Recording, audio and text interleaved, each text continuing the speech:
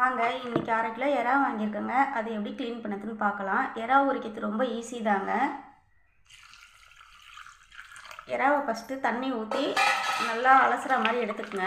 அதில் வந்து கொஞ்சம் கொழுப்பு மாதிரி இருக்கும், வழுவழுன்னு இருக்கும். அதனால் தண்ணி ஊற்றி வாஷ் பண்ண மாதிரி பண்ணிக்கங்க.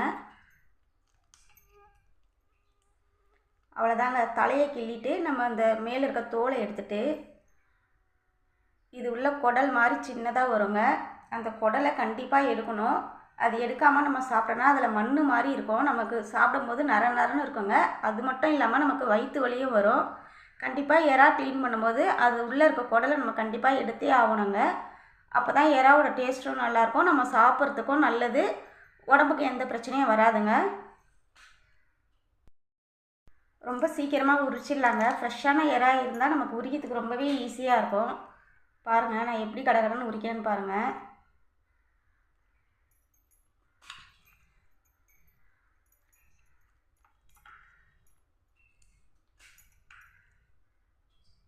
இந்த மாதிரி அந்த குடல் நமக்கு வந்தால் தாங்க நல்லது.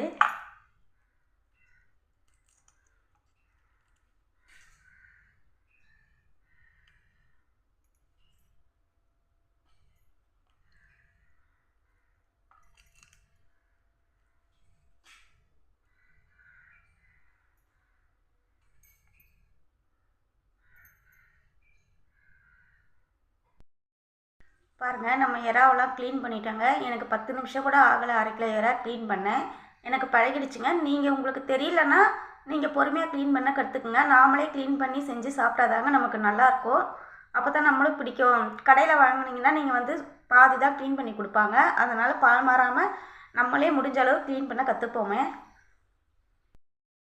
இந்த எறாவை நல்லா ஒரு 10 முறை நான் வாஷ் பண்ணி சுத்தம் பண்ணி சூப்பராக எடுத்துன்னு வந்துட்டேங்க. இப்போ வந்து மஞ்சத்தூள் ஒரு சின்ன ஸ்பூன் அளவு சேர்த்து நல்லா மிக்ஸ் பண்ணி விட்டுக்கோங்க. அப்போ தாங்க அந்த எறாவில் இருக்க ஸ்மெல்லாம் போகும் நமக்கு. நல்லா கலந்து விட்டு நீங்கள் ஒரு டப்பாவில் போட்டு வச்சு நாளைக்கு கூட யூஸ் பண்ணிக்கலாங்க. இன்றைக்கே செய்ய தந்தாலும் நீங்கள் செஞ்சுக்கலாங்க.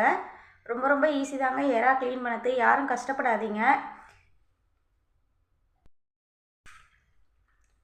நான் வந்து ஒரு டிஃபன் பாக்ஸில் போட்டு மூடி எடுத்து ஃப்ரிட்ஜில் வைக்க போகிறேங்க. நாளைக்கு தாங்க நான் செய்ய போகிறேன் இந்த எறாவை.